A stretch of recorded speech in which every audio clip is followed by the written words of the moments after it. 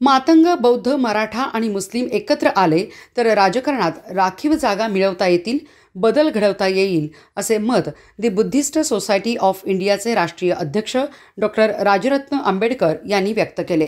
ते सांगली येथे साहित्यरत्न डॉक्टर अण्णाभाऊ साठे यांच्या जयंतीनिमित्त अभिवादन करताना बोलत होते। साहित्यरत्न अण्णाभाऊ साठे जयंती महोत्सव समिती सांगली जिल्हा यांच्या वतीने गुरुवारी जयंतीनिमित्त सांगली येथील अण्णाभाऊ साठे स्मृतीस्थळी अभिवादन करण्यात आले। डॉक्टर राजरत्न आंबेडकर म्हणाले, डॉक्टर बाबासाहेब आंबेडकर यांच्या विचारांशी समाजाला जोडून घेण्याचे कार्य साहित्यरत्न अण्णाभाऊ साठे यांनी केले। त्यांचा विचार आज जगण्याची गरज आहे। अण्णाभाऊंच्या जन्मभूमीमध्ये त्यांना अभिवादन करताना आनंद वाटतो। आंबेडकर परिवाराच्या वतीने मी त्यांना अभिवादन करतो। महात्मा गांधी यांच्याबरोबर झालेल्या पुणे करारानुसार राजकारणामध्ये असणाऱ्या राखीव जागा या आम्हाला पाहिजे तितक्या मिळत नाहीत। त्या मिळवायच्या असतील तर प्रामुख्याने बौद्ध, मातंग, मराठा आणि मुस्लिमांनी एकत्र आले पाहिजे, तरच राखीव जागा मिळवता येतील आणि समाजाच्या भल्यासाठी राजकारणाचा उपयोग करता येईल, असेही ते म्हणाले। सुरुवातीला स्वागत व प्रास्ताविक समितीचे जिल्हाध्यक्ष कुलदीप देवकोळे यांनी केले, तर आभार बामसेपचे जिल्हाध्यक्ष व समितीचे जिल्हा खजिनदार संतोष आवळे यांनी मानले।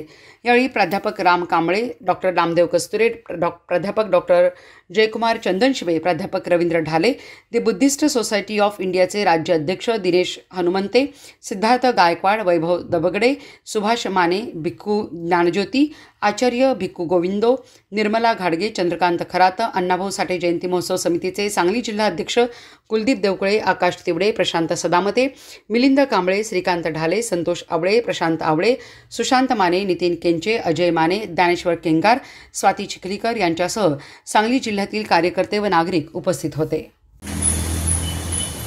जय भीम, जय लहुजी। आज साहित्यरत्न लोकशाहीर अण्णाभाऊ साठे यांच्या जयंतीनिमित्त त्यांच्या जन्म जिल्ह्यामध्ये आज आम्ही या ठिकाणी आहोत आणि वाटेगावला थोड्या वेळात आम्ही निघत आहोत त्यांच्या जन्मस्थळी। मी आजच्या प्रसंगी बाबासाहेब आंबेडकरांच्या कुटुंबियांकडनं, बाबासाहेब आंबेडकरांच्या परिवाराकडनं साहित्यरत्न लोकशाहीर अण्णाभाऊ साठे यांच्या जयंतीच्या समस्त मानवजातीच्या लोकांना, कारण त्यांचं काम कोणत्याही जातीसाठी, धर्मासाठी विशेष नव्हतं, तर ते मानवतेसाठी होतं आणि म्हणून अशा सर्व मानवांना त्यांच्या जयंतीच्या खूप खूप शुभेच्छा देतो। आणि ज्या पद्धतीने लोकशाहीर अण्णाभाऊ साठे यांनी बाबासाहेब आंबेडकरांची ही मुवमेंट अजून एक टप्प्याने पुढे नेली, त्या पद्धतीने आज ह्या महाराष्ट्रामधला हा 2 समुदाय मोठ्या प्रमाणात या महाराष्ट्रामध्ये आहे आणि त्यातल्या त्यात अनुसूचित जातीमध्ये मोठ्या प्रमाणात आहे। आजचा कन्व्हर्टेड बुद्धिस्ट म्हणजे पूर्वीचा महार आणि आजचा मातंग समाज या देशामध्ये आणि खास करून महाराष्ट्रामध्ये जर पुन्हा एका ताकदीने जर उभा राहिला तर आम्हाला कोणाच्याही ओझळीने पाणी पिण्याची गरज नाही।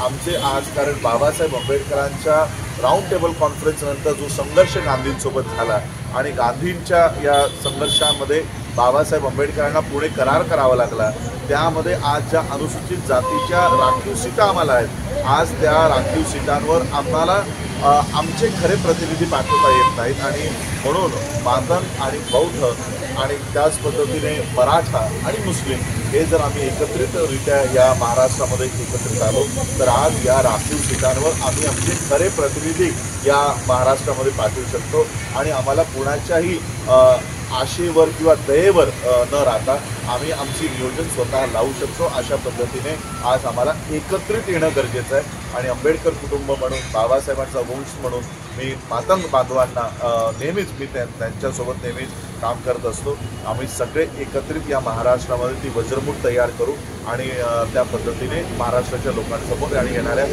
इलेक्शन्समध्ये सामोरे जाऊ। जय भीम, जय